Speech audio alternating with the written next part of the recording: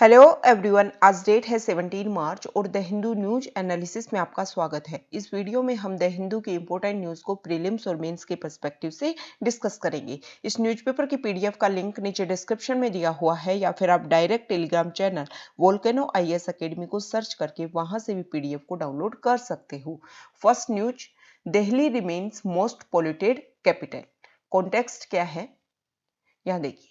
World air quality report 2020 आई है और उसमें कुछ डाटा सामने आए हैं। उसी डाटा को लेकर के रिपोर्ट पब्लिश हुई है और उसी के बारे में इस आर्टिकल में बताया गया है। अगर इस रिपोर्ट के बारे में बेसिक फैक्ट्स को हम देखें, वर्ल्ड एयर क्वालिटी रिपोर्ट के बारे में, इस रिपोर्ट को पोल्यूशन ट्रैकर आईक्यू एयर और ग्रीन पीस, आईक्यू एयर और ग्रीन पीस, इन दोनों के द्वारा मिल करके इस रिपोर्ट को पब्लिश किया जाता है। ये जो रिपोर्ट है ना, इसमें रैंकिंग दी जाती है कि पीएम पार्टिकुलेट मैटर 2.5 का क्या लेवल है, उसी के आधार पर उसमें कंपैरिजन किया जाता है। 2.5 पार्टिकुलेट मैटर 2.5 के आधार पर कंपैरिजन किया जाता है और उसी के आधार पर रैंकिंग होती है। देखो, ये जो रिपोर्ट है इसी से रिलेटेड एक नाम और है state of global air report.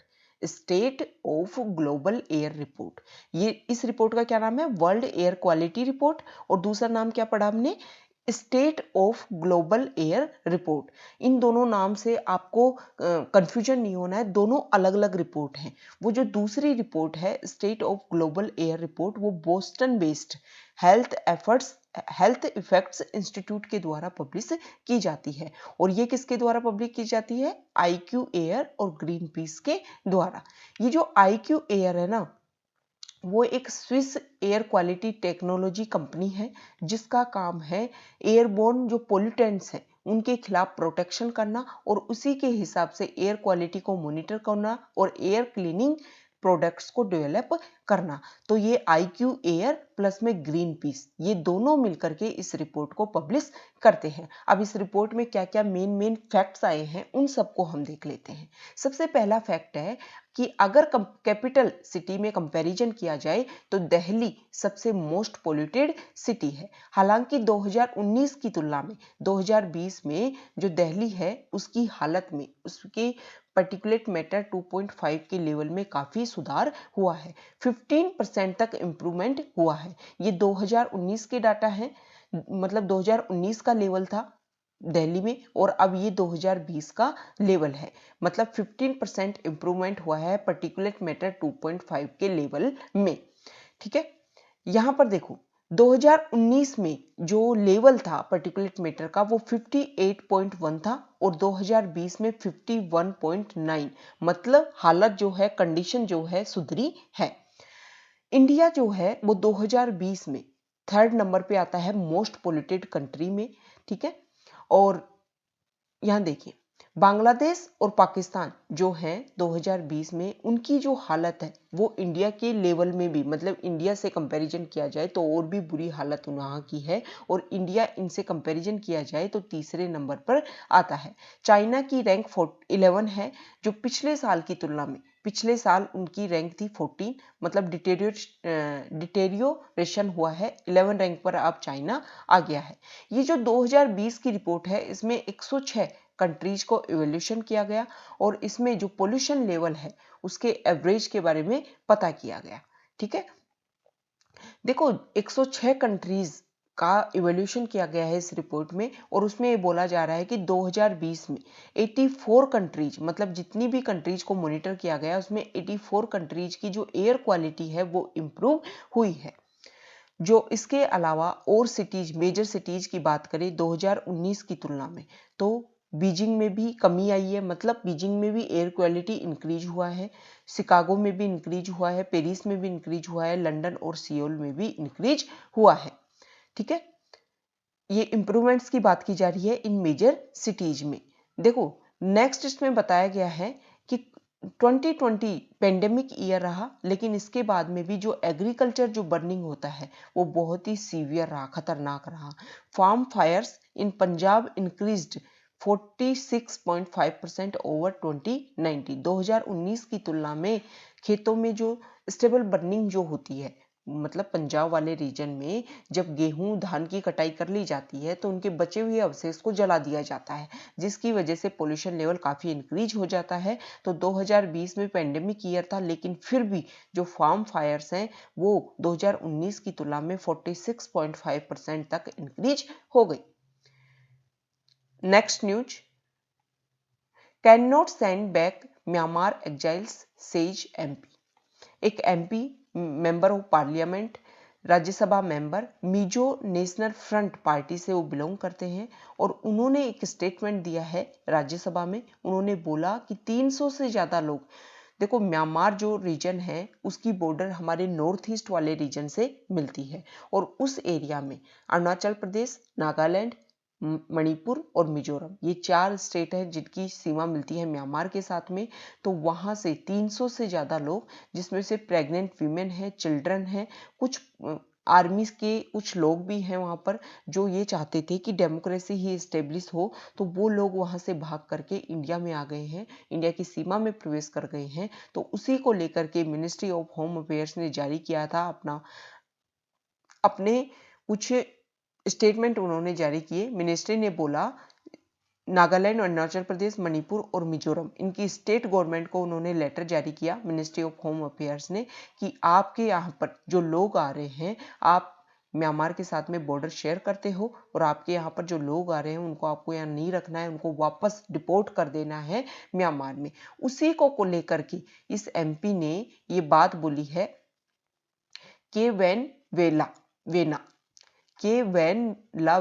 उन्होंने ये बात बोली है कि देखो इंडिया जो है वो लार्जेस्ट डेमोक्रेसी है, और डेमोक्रेसी में सभी के जो राइट्स को प्रिजर्व एंड प्रोटेक्ट किया जाता है। वो लोग, हम एक बिग ब्रदर की तरह रोल यहाँ पर प्ले करें, और वो लोग जो परेशानी में हैं और परेशानी के समय में, ट्रबल के समय हमारे इंडिया को एक शरण स्थल के रूप में देख रहे हैं, तो हमें उनको वापस नहीं करने चाहिए, बल्कि एज ए ह्यूमन के रूप में हमें रोल प्ले करते हुए उन लोगों की हेल्प करने की आवश्यकता है, ऐसा इस आर्टिकल में बोला गया है। Next news, older IIMs lag behind new ones in enforcing quota rule. देखो कॉन्टेक्स्ट क्या है, अभी आरटीआई के थ्रू, मतलब राइट टू इंफॉर्मेशन के तहत में कुछ इंफॉर्मेशन निकाली गई। आईआईएम जो बड़े इंस्टीट्यूट हमारे इंडिया में है मैनेजमेंट को लेकर के, वहां पर तो देखो अभी कुछ नए आईआईएम एस्टेब्लिश किए गए हैं हाल फिलहाल के सालों में। तो उन नए आईआईएम्स में जो कोटा रूल्स है, मतलब वहां पर की जो फैकल्टी है, जो प्रोफेसर्स वहां पर हैं, उनमें अच्छी तरीके से जो रिजर्वेशन है उसको फॉलो किया गया है, और उन लोगों को, मतलब प्रोफेसर्स में और असिस्टेंट प्रोफेसर्स में ओबीसी, एसटी, एससी, इन लोगों को, रिजर्व ग्रुप्स को फैकल्टी के रूप में लिया गया है। लेकिन जो ओल्डर आईआईएम्स है वहां पर अभी भी जो रिजर्व फैकल्टीज है, रिजर्व कोटा है, उसके आधार पर फैकल्टी को बहुत कम, रेयरली चांसेज हैं कि वहां पर एससी, एसटी और ओबीसी से रिलेटेड कोई फैकल्टी हो। तो यहाँ पर देखो डाटा दे रखे हैं, इसमें ये बोला गया है कि 16 आईआईएम हमारे इंडिया में, जिसमें 9 में क्या है कि 10% से भी कम एससी, एसटी और ओबीसी कम्युनिटी से रिलेटेड फैकल्टी हैं। यहाँ पर अलग अलग आईआईएम की बात की जा रही है, और उसमें ये बताया गया है कि जनरल की जो फैकल्टी है वो सबसे ज्यादा है, बहुत कम परसेंट है कि एससी, एसटी और ओबीसी से रिलेटेड फैकल्टी वहां पर हो। Next news, vaccine to foreign countries not at the expense of Indian centre. हमारे union health minister Harshvardhan Singh ने राज्यसभा में ये बात बोली कि कोविड-19 की जो वैक्सीन है उनको फॉरेन कंट्रीज को नहीं भेजा जा सकता at the expense of Indian citizens. इसके अलावा उन्होंने बोला कि 30 lakh people were administered the vaccine, till now nearly 3 crore people has been inoculated. मतलब यहाँ पर देखिए डाटा दे रखे हैं, 16 जनवरी से हमारे इंडिया में वैक्सीनेशन प्रोग्राम स्टार्ट हुआ था, और हर दिन जितने लोगों को वैक्सीन दिया जाता है वो यहाँ पर डाटा दिखाए गए हैं। देखो हमारे जो हेल्थ मिनिस्टर हैं उन्होंने टारगेट फिक्स किया है कि 31 जुलाई तक हम 400 मिलियन डोजेज दे देंगे, लेकिन ये जो प्रोसीजर जो चल रहा है ना, इसके अकॉर्डिंग ये बोला जा रहा है कि सभी पूरी पॉपुलेशन को वैक्सीनेशन का प्रोग्राम करने में हमें बहुत लंबा समय लग सकता है। और कोविड-19 की जो नई वेव देखने को मिल रही है 4 से 5 स्टेट में, जो पूरे इंडिया में जो कोविड-19 के पॉजिटिव केसेस आ रहे हैं, जिसमें 4 से 5 स्टेट जैसे महाराष्ट्र, पंजाब और इसके अलावा केरला, इन सारे स्टेट में पॉजिटिव वेव देखने को मिल रही है। तो वैक्सीनेशन का जो लेवल है वो हमें इंक्रीज करना होगा, उसकी जो पेस है उसको इंक्रीज करना होगा, ताकि सभी लोगों को टाइम रहते हुए वैक्सीनेशन प्रोग्राम किया जा सके। नेक्स्ट न्यूज देखो, एडिटोरियल पेज पर कुछ डाटा पब्लिश हुए हैं कोविड-19 को लेकर के ही। कोविड-19 के जो केसेज हैं वो मिड फरवरी से इंडिया में दोबारा से राइज होना स्टार्ट हो गए हैं, और पूरे इंडिया में जितने केसेज हैं उतने महाराष्ट्र में 62%, पूरे इंडिया के जो केसेज हैं उनके 62% महाराष्ट्र में हैं। ठीक है, और देखो यहाँ पर बात की जा रही है कि पूरे इंडिया के जो 11 स्टेट और यूटी में, उनमें सबसे ज्यादा इन्फेक्शन फैल रहा है। और कुछ स्टेट ऐसे हैं, यहाँ पर बताया गया है कि हरियाणा, कर्नाटका, मध्य प्रदेश और राजस्थान, इनमें तो देखो जो टेस्ट का जो लेवल है वो भी डिक्रीज हुआ है, लेकिन फिर भी पॉजिटिव केसेज बढ़ते आ रहे हैं। इसके अलावा ये बोला जा रहा है कि कई स्टेट में टेस्ट जैसे पहले हो रहे थे उतने ही संख्या में अभी हो रहे हैं, लेकिन पॉजिटिव केसेज की जो संख्या है वो काफी इंक्रीज होती जा रही है। ठीक है, नेक्स्ट न्यूज यह देखिए। देखो, सुप्रीम कोर्ट ने तमिलनाडु को लेकर के, तमिलनाडु को डायरेक्ट, तमिलनाडु के जो चीफ सेक्रेटरी हैं उनको पर्सनली रिस्पॉन्सिबल माना है, और एक एप्रोप्रिएट एक्शन की बात उन्होंने की है। क्यों? क्योंकि जो मुल्लापेरियार जो डैम है उसके लिए सुप्रीम कोर्ट ने एक सुपरवाइजरी कमेटी अपॉइंट की थी, और उसको लेकर के जो मेन इंफॉर्मेशन चाहिए थी वो तमिलनाडु ने प्रोवाइड नहीं करवाई। लेकिन तमिलनाडु ने इस सब चीजों के लिए, ये जो भी चीज डिले हुई उसके लिए केरला को ब्लेम किया है। देखो, ये मुल्लापेरियार जो डैम है वो 123 साल पुराना डैम है, और इसमें रूल कर्व, ये देखो ये टर्म काफी इंपॉर्टेंट हो जाती है। इस तरह की टर्म्स को लेकर के प्रीलिम्स में क्वेश्चन पूछ लिया जाता है, पूछ लेंगे कि ये जो टर्म है वो रिसेंटली न्यूज़पेपर्स में काफी न्यूज में रही, तो किससे रिलेटेड है। 4 ऑप्शन दे देंगे, आपको बताना पड़ेगा किससे रिलेटेड है। रूल कर्व क्या होता है, एक डैम में ये जो टर्म है वो काफी इंपॉर्टेंट हो जाती है कि एक डैम को उसका स्टोरेज लेवल जो है वो कितना फ्लक्चुएट करता है, इन सबको डिसाइड करने में इस टर्म का काफी इंपॉर्टेंट हो जाता है। तो इस टर्म रूल कर्व के आधार पर ही डिसाइड किया जाता है कि कितना लेवल उसमें पानी का रखना है, और उसी के इस रूल कर्व के बेस्ड के आधार पर ही डैम के जो गेट हैं उनका जो गेट ओपनिंग का जो शेड्यूल है वो उसी के आधार पर फिक्स किया जाता है। मतलब एक डैम की जो कोर सेफ्टी मैकेनिज्म है ना, वो इसी का एक पार्ट है। रूल कर्व का एक मेन पार्ट है core safety mechanism in A dam. तो ये टर्म हमारे लिए इंपॉर्टेंट हो जाती है। ठीक है, next news, Rajya Sabha passes MTP bill. हमारी जो राज्यसभा है उसने medical termination of pregnancy bill 2020 को पास कर दिया है। देखो, ये जो मेन ये बिल है वो 1971 में फ्रेम्ड किया गया था, और अब इसमें कुछ अमेंडमेंट किए गए हैं। पहले क्या था और अब क्या है, उसमें कुछ चेंजेस किए गए, उसके बारे में हम पता कर लेते हैं।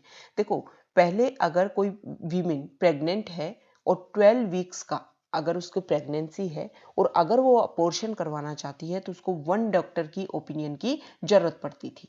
लेकिन और 12 से 20 वीक्स का अगर प्रेगनेंसी लेवल है तो 2 डॉक्टर की ओपिनियन की जरूरत पड़ती थी। लेकिन अब जो नया बिल आया है उसमें बोला गया है कि 20 वीक्स की प्रेगनेंसी तक सिर्फ एक डॉक्टर की एडवाइस की जरूरत है, और जो 20 से 24 सप्ताह के बीच में प्रेगनेंसी के दौरान 2 डॉक्टर्स की जरूरत है। हालांकि 24 सप्ताह से ज्यादा की प्रेगनेंसी हो तो उसको भी टर्मिनेट करवाया जा सकता है, लेकिन इस केस में जो फिटल एबनॉर्मलिटीज है, मतलब जो भ्रूण है, जो एम्ब्रियो है, उसमें कुछ अबनॉर्मलिटीज होनी चाहिए, असामान्यता होनी चाहिए, उसी के आधार पर। और इसमें ओपिनियन देगा स्टेट लेवल मेडिकल बोर्ड की जो ओपिनियन है वो आवश्यक होगी। वो अपनी ओपिनियन में अगर बोलता है कि हाँ एम्ब्रियो एबनॉर्मल है, तो अभी ही 24 वीक से ज्यादा की प्रेगनेंसी को भी टर्मिनेट करवाया जा सकता है। देखो, ये जो बिल है वो पिछले साल लोकसभा में मार्च में पास हो गया था, और अब ये राज्यसभा में पास हो गया है। अब इसको प्रेसिडेंट एक्सेंट की जरूरत है और उसके बाद में ये एक्ट बन जाएगा। इस बिल को लेकर के थोड़ा विरोध हुआ, क्यों? क्योंकि देखो, महिलाओं की प्रेगनेंसी को लेकर के सिर्फ महिलाओं के विचार नहीं जाने जाते हैं। पहले भी इस बिल में यही प्रॉब्लम थी कि महिलाओं का ओपिनियन क्या है, जो विमेन है वो खुद परेशान है, उसका ओपिनियन क्या है, दूसरा उसके बारे में कैसे डिसाइड कर सकता है कि उसको प्रेगनेंसी रखनी है या नहीं रखनी है। तो इस बारे में कुछ भी नहीं बोला गया है कि विमेन की जो कंसेंट होनी चाहिए उसके बारे में गवर्नमेंट ने क्या किया है। Next news, energy meet calls for faster shift of renewables. IRENA, international renewable energy agency, उन्होंने अपनी एक रिपोर्ट पब्लिश की है, world energy transitions outlook report. उसमें ये बोला है कि कोविड-19 ने हमें एक अनएक्सपेक्टेड अपॉर्चुनिटी दी है कि सभी कंट्रीज अपनी जो इकोनॉमीज को है ना, वो फॉसिल फ्यूल से हटा करके रिन्यूएबल एनर्जी की तरफ में शिफ्ट करें।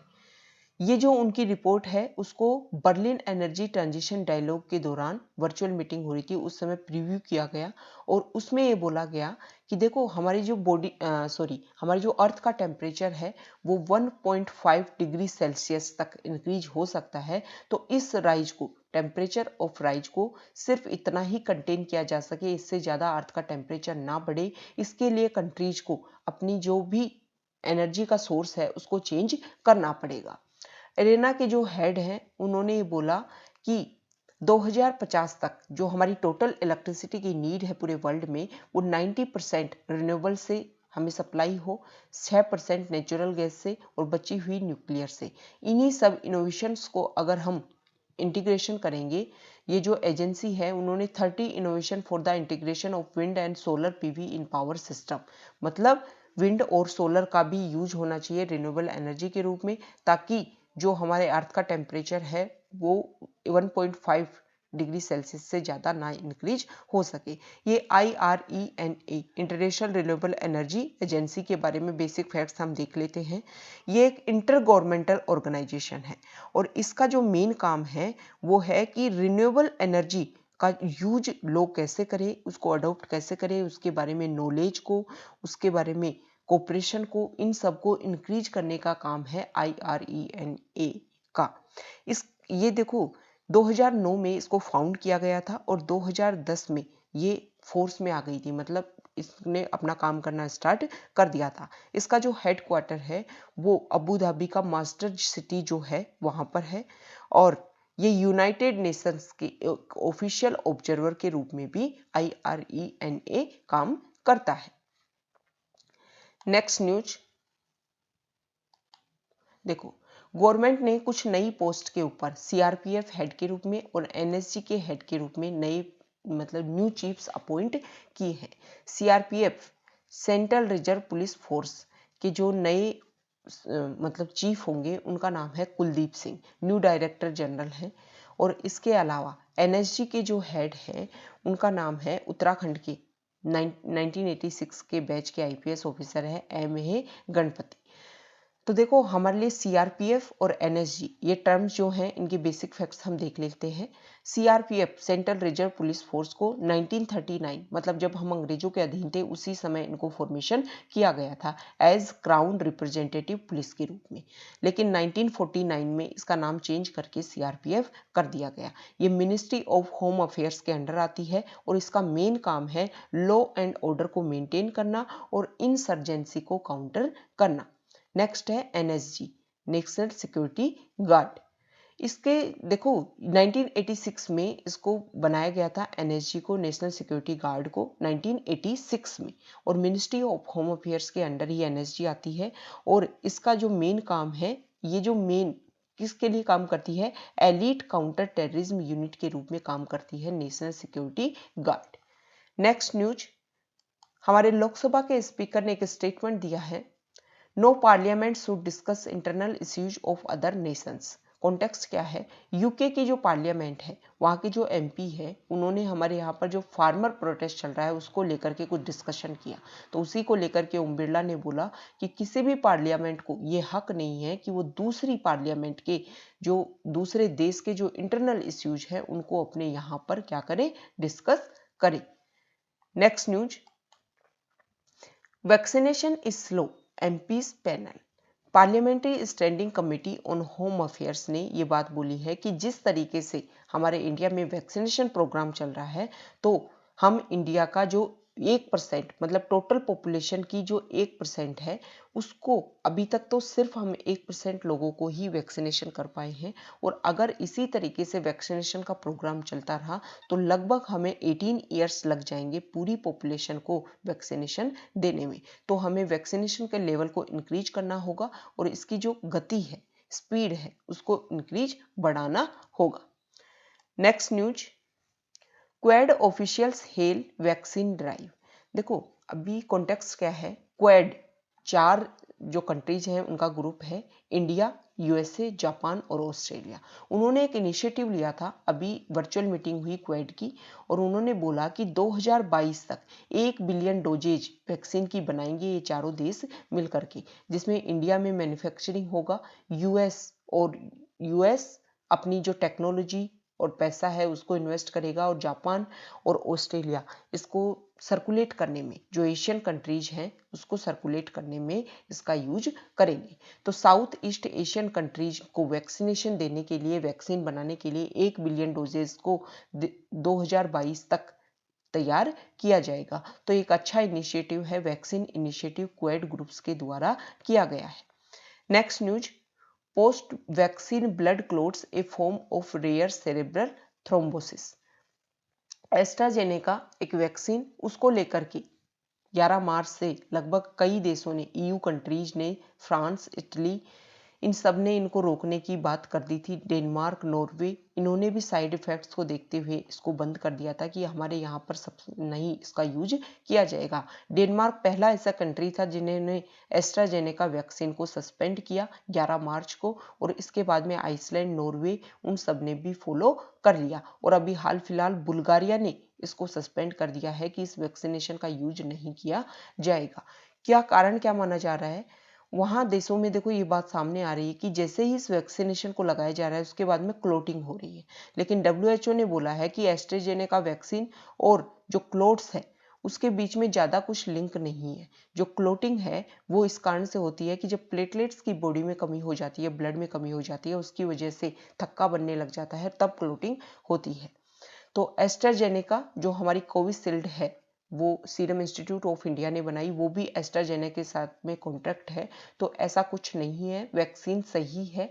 इसका जो यूज है हो सकता है वो गलत जो पेशेंट है उनके ऊपर यूज किया जा रहा हो, मतलब उनको कुछ और डिजीज हो और उसकी वजह से इसका ये साइड इफेक्ट देखने को मिल रहा हो। तो ये हमारा डिस्कशन था। Okay, thank you.